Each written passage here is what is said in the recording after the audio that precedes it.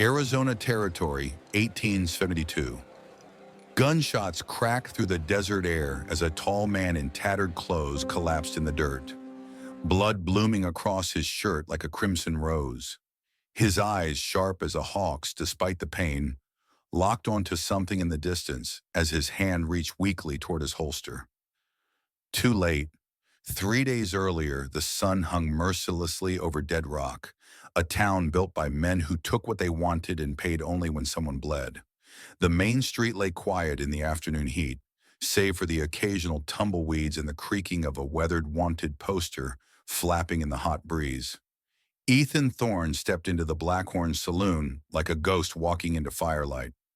6'2" of hard angles and harder eyes, he moved with the fluid economy of a predator. The scar that bisected his left cheek, a reminder from Gettysburg, pulled his mouth into a permanent half-grimace. His once fine Union officer's coat had seen too many miles, his boots too many roads. But the Colt Navy revolver on his hip gleamed with religious care. Conversations died as he entered. Two hired guns at a corner table stiffened, hands hovering near their weapons. They'd heard the stories. Thorne could draw and fire before most men registered the movement. 7 Confederate soldiers at Antietam had learned this truth in 30 blood-soaked seconds. Ethan ordered whiskey with his last dollar, but never got to drink it. The saloon doors burst open as Wade Pike strutted in, trailed by 3 rough men.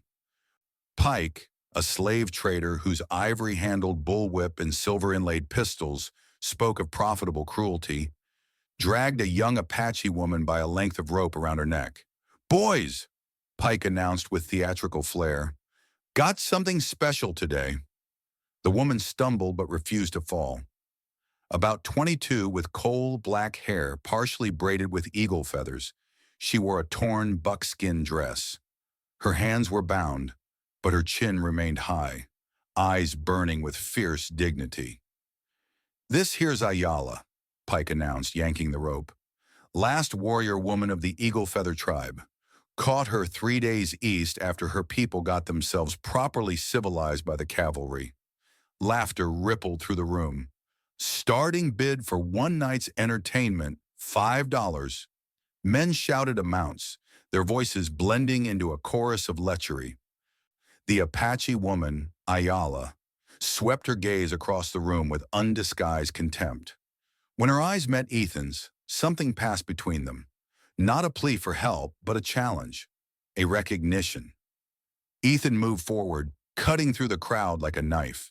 The room quieted as he approached the poker table where Pike now stood. "Well, well," Pike drawled, "if it ain't the ghost of Antietam himself. Heard you killed 7 men in 30 seconds back in '62. Ethan's voice carried the rasp of gunpowder and campfire smoke. "Stopped counting years ago." He reached into his coat, slowly, deliberately, and placed a single silver dollar on the table. The coin rang like a bell in the sudden silence. $1, Pike laughed. "This ain't a charity auction, Thorne." Ethan didn't blink. "It's all I have. And it's more than any man here deserves to pay for looking at her again." Pike's smile faltered. "You saying I should take your last dollar for damaged goods?" "I'm saying take it or draw." Ethan's hand hovered near his holster. The room held its breath. Pike's men tensed, but their boss raised a hand to stop them. A strange smile twisted his lips as he calculated the odds. $1 for one night. She's yours, hero." Pike tossed the rope at Ethan's feet like a dog's leash. But Ethan didn't pick it up. Instead, he drew his knife, causing every gun in the room to half rise, and cut the ropes binding Ayala's wrists. The blade sliced through the hemp with a single pull. Then handle first, he offered the knife to her. "What the hell are you doing?" Pike snarled.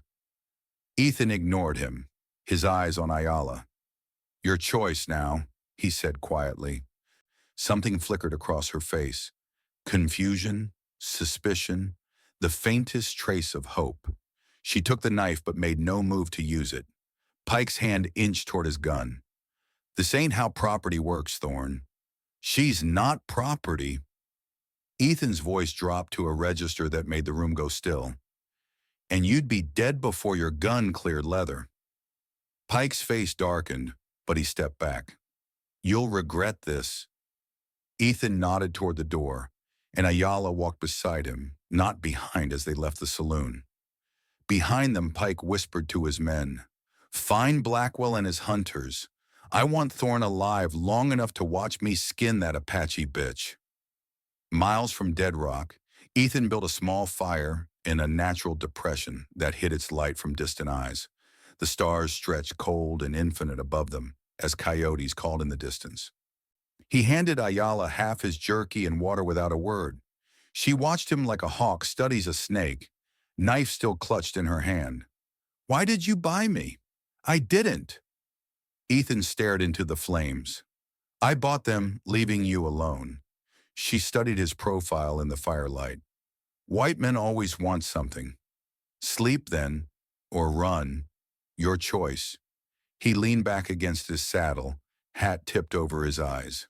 Hours passed. The fire burned to embers. Ayala watched Ethan's chest rise and fall in the rhythm of sleep, though she suspected he remained alert despite appearances. The knife felt heavy in her hand. One swift cut across his throat, and she could disappear into the night, back toward her ancestral lands. She rose silently, bare feet making no sound on the cool sand. 3 steps brought her to his side, knife raised. "If you're going to do it," Ethan said without opening his eyes, "aim for the throat. It's quicker." She froze. He lifted his hat, eyes reflecting the dying fire. No fear, no anger, just tired acceptance. "Why don't you fight?" she demanded. "Every man chooses how he dies. Maybe this is mine." His gaze held hers. "What your people do to captives, is it worse than what Pike would have done?" Her hand trembled. "You know nothing of my people. I know suffering doesn't care what color you are." Silence stretched between them, like a bowstring pulled tight. Finally, she lowered the knife. "I will not walk behind any man," she declared. Ethan nodded once. "Then walk beside me. There's a place west of here. Abandoned mining town. Might be safe." As dawn broke over the desert, they set out together, not as captor and captive, but as 2 souls carrying their own private wars, bound by a silver dollar and the promise of something neither dared name. The desert yielded grudgingly to hill country as they traveled west. Ethan moved with the caution of a man who expected death behind every rock, his eyes constantly scanning horizons. He showed Ayala how to find water in unlikely places, a skill her people knew, but practiced differently. "Press your palm against the north side of rocks before dawn," he demonstrated. "Feel for moisture." She watched his hands, scarred, calloused, efficient, and wondered how many men they had killed. His Colt Navy revolver never left his hip. Once, when he thought she wasn't looking, she saw him open the loading gate and check the chambers with practiced precision. The gun's walnut grip bore notches, 7 small cuts worn smooth with handling. "One for each man at Antietam?" she asked suddenly. Ethan's face remained impassive. "No, brothers, lost at Gettysburg." That night, beside a carefully constructed fire that produced minimal smoke, Ethan finally spoke of the war. "I was a lieutenant, 16th of Pennsylvania Cavalry. Second day at Gettysburg, we were ordered to hold a position against a Confederate assault." His voice grew distant. "I recognized their captain, grew up 3 farms over from mine. We used to fish the same creek as boys." The fire crackled, sending sparks toward stars. "I shot him myself, watched recognition cross his face as he fell." Ethan's thumb traced the edge of his cup. "Next day we charged their position. I killed 14 men before taking this." He touched the scar on his face. "Some were friends before the war." Ayala stared into the flames.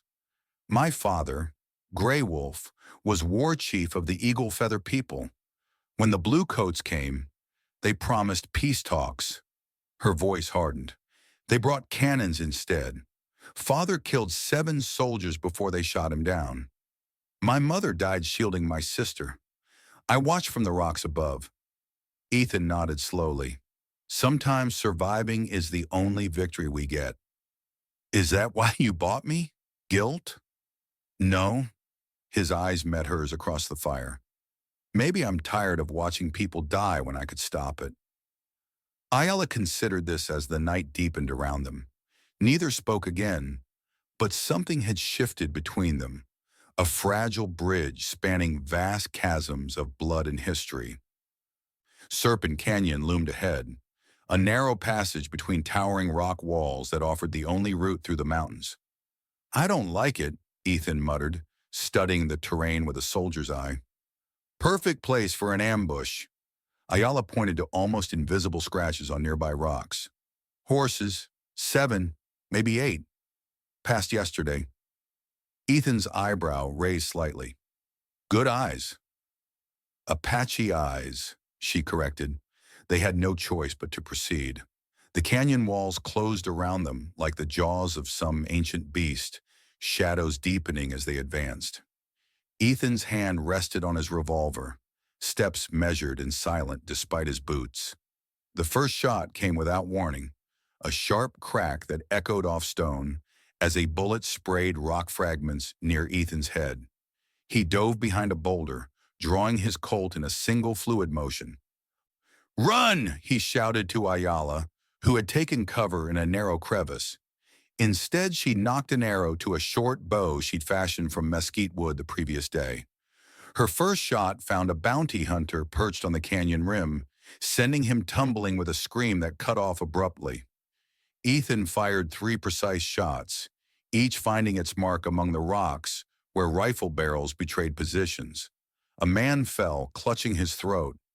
Another staggered into view, revolver raised only to meet Ethan's bullet between the eyes. Behind you! Ayala shouted. Ethan whirled as a bearded giant charged from behind a rock outcropping, knife raised, too close for his revolver. Ethan blocked the descending blade with his forearm, steel slicing through coat and flesh. Gritting his teeth, he drove his knee into the man's groin, then smashed his revolver butt against the attacker's temple with a sickening crack. The gunfight lasted less than a minute. 5 bounty hunters lay dead.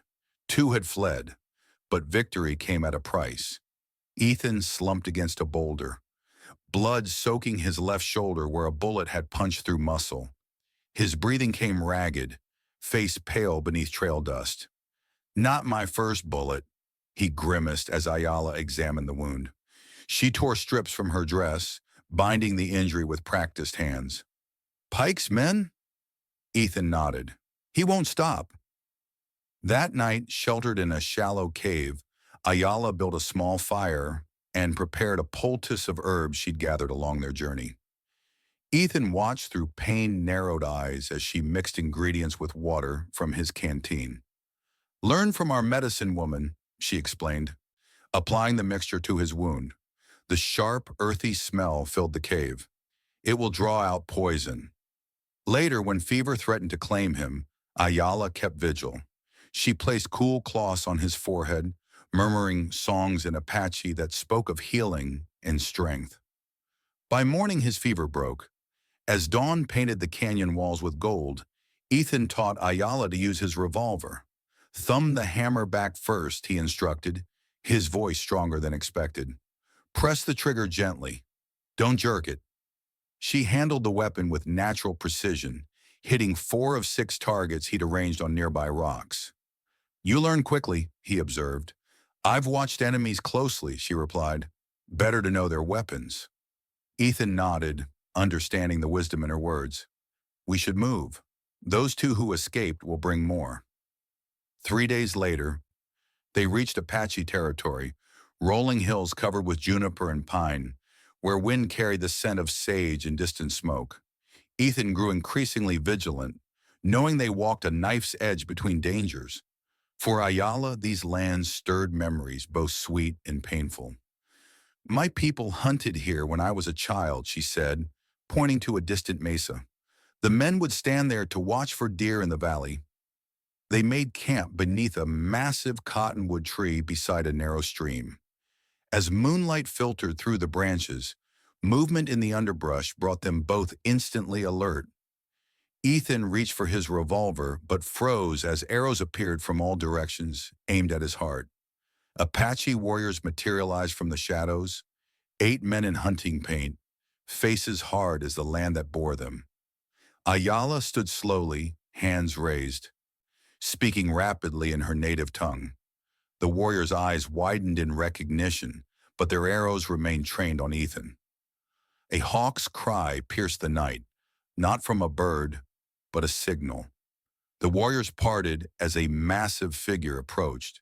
Stone Bear, war chief of the Ghost Hawk band, stood before them, his face weathered like the ancient cliffs, eyes black as obsidian.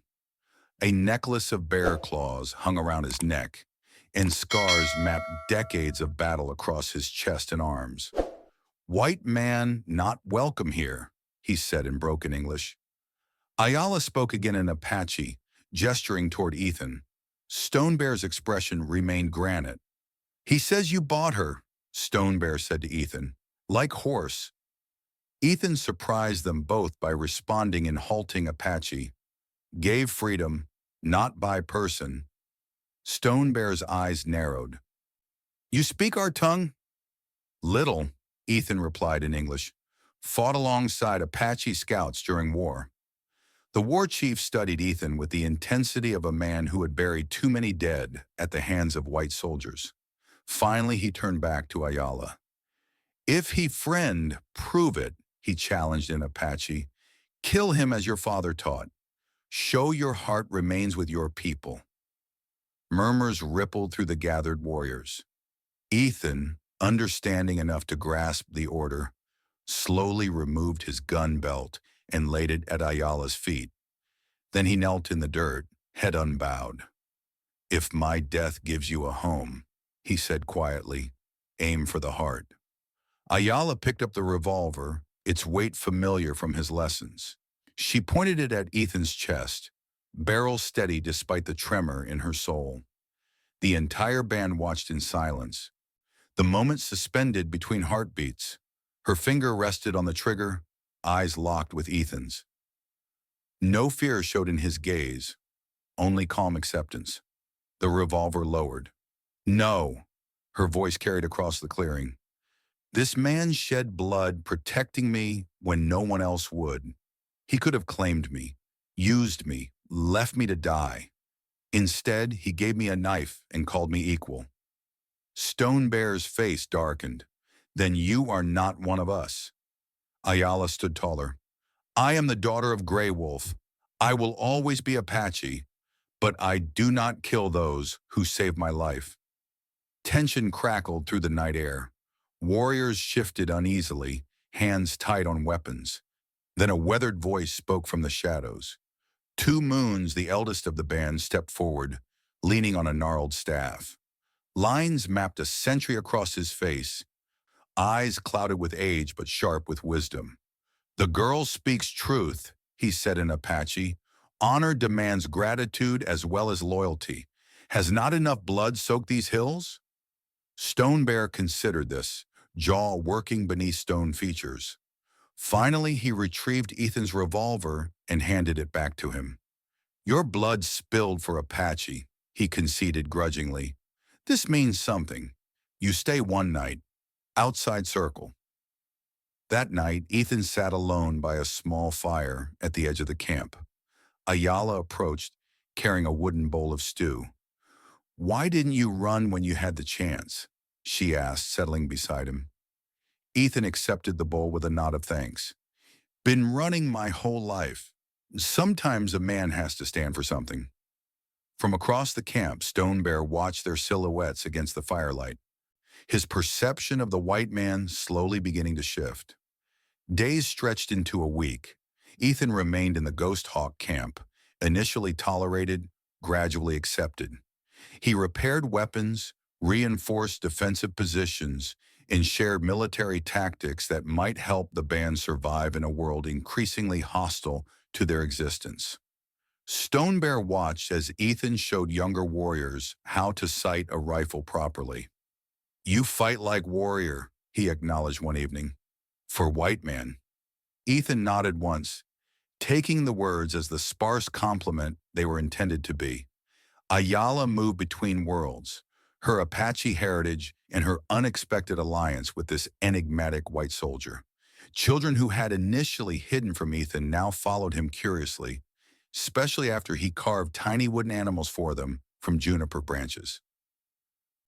"The cavalry took everything from these people," Ayala explained one night as they sat beneath stars.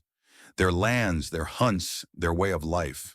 Stone Bear's band is all that remains of 3 tribes." Ethan's face remained impassive, but his eyes reflected the campfire's flames. The war never ended for some. Before dawn on the 8th day, a young Apache scout burst into camp, breathing hard from his run. He spoke rapidly to Stone Bear, whose expression hardened into battle readiness. "White riders come," the war chief announced to the rousing camp. "Many. Carry soldier flags." Ethan was instantly alert. "Not real soldiers. Pike." Stone Bear eyed him sharply. "How you know?" "Pike wants revenge. Using false cavalry to avoid questions when we're dead." The camp mobilized with practiced efficiency, women and children moving to hidden caves, warriors preparing weapons. Ethan helped organize defensive positions, showing them how to create cover, establish fields of fire, set simple traps along likely approaches. For the first time, Stone Bear addressed him by name. "What is plan, Ethan Thorne?" Ethan outlined a strategy using the terrain to their advantage. The Apache warriors would separate into 2 groups. One led by Stone Bear would appear to retreat, drawing Pike's men into a narrow box canyon where Ethan's group would close the trap from behind. By mid-morning, dust clouds rose from the south. Pike led 12 armed men, some wearing partial cavalry uniforms, all heavily armed. They halted just beyond bar range of the camp. "Thorne!" Pike shouted across the distance. "I know you're in there. Hand over that Apache bitch, and maybe I'll let you live."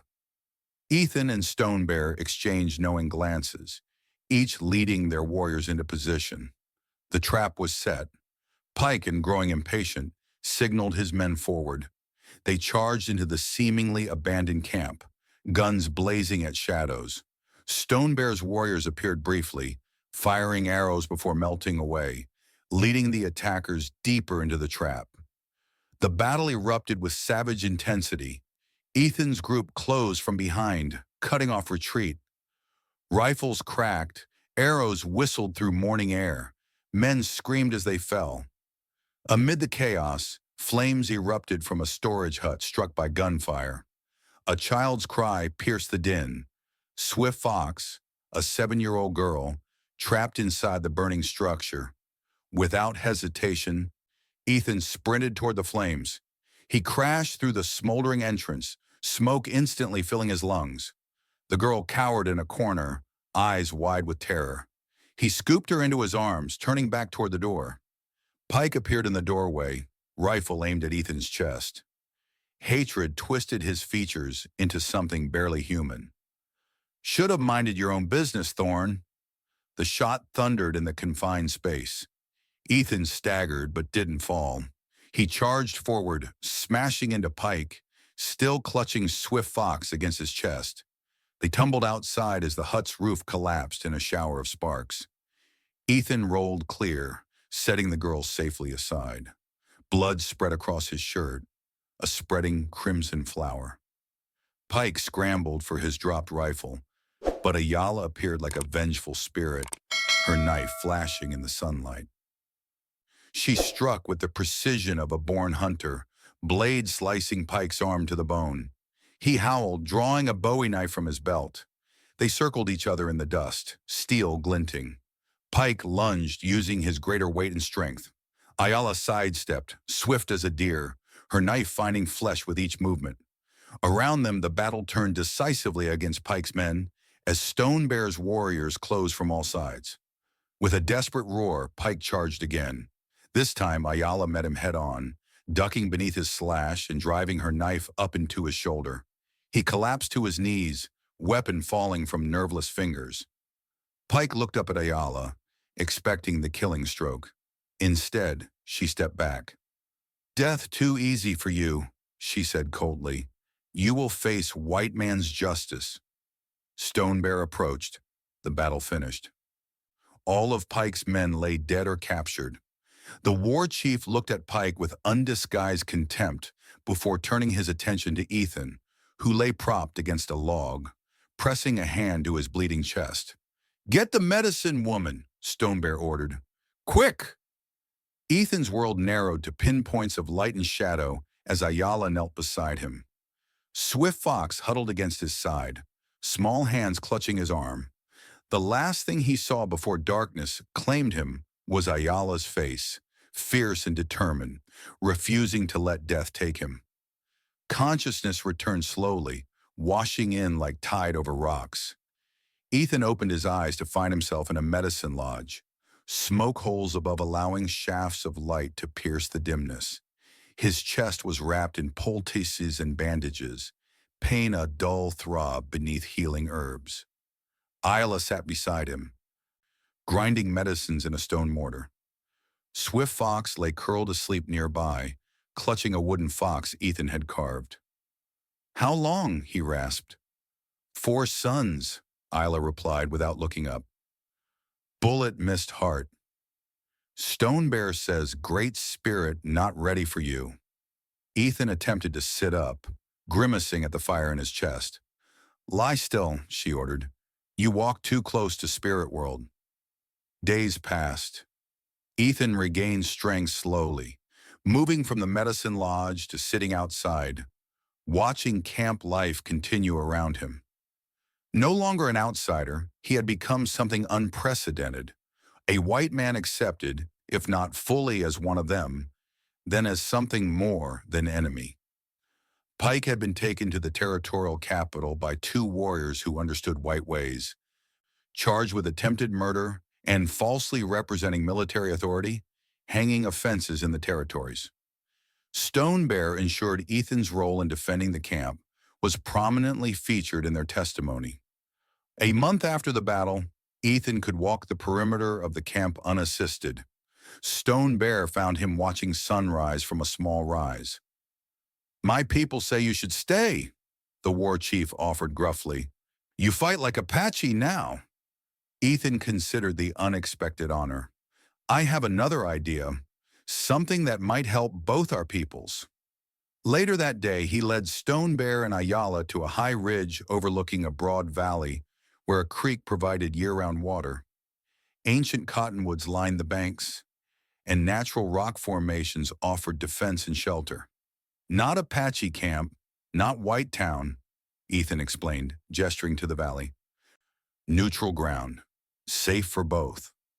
Stone Bear frowned skeptically. "Who protects such place?" "We would, together." Ethan turned to face them both. "Trading post, meeting place, where Apache can come without fear and whites can learn there's another way besides war." Ayala studied the valley thoughtfully. "They will try to stop it, both sides." "Yes," Ethan acknowledged. "That's why it needs people who understand both worlds." Stone Bear was silent for a long time, weighing centuries of bloodshed against an unlikely possibility.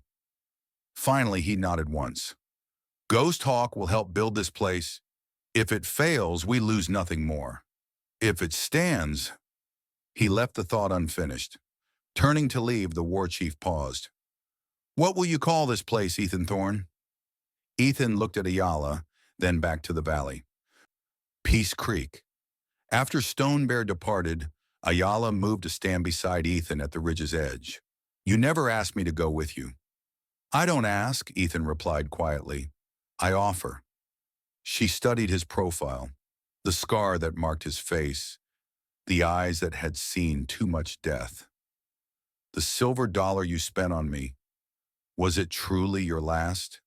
"Yes, Then you gave everything for a stranger." Ethan turned to face her fully. Sometimes the last thing you have is the one worth spending. 1 year later, Peace Creek had become a reality. A trading post stood where Ethan had envisioned it, built by Apache hands and those of sympathetic settlers. A sign at the entrance, written in both English and Apache, declared it neutral ground protected by territorial law. The silver dollar, Ethan's last, hung framed beside the door. A reminder of what one small act of humanity could build. Children from both worlds played together in the creek's shallows. Apache women taught white settlers which plants healed and which harmed.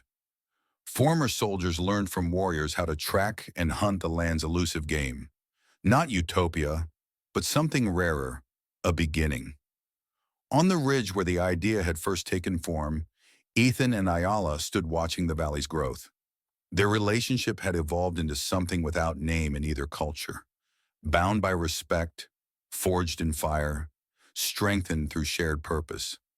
A silver dollar for all this, Ethan mused, the setting sun painting his face with golden light. Best trade I ever made. Ayala shook her head slightly. Not the coin that made this, she said, but the man willing to give his last.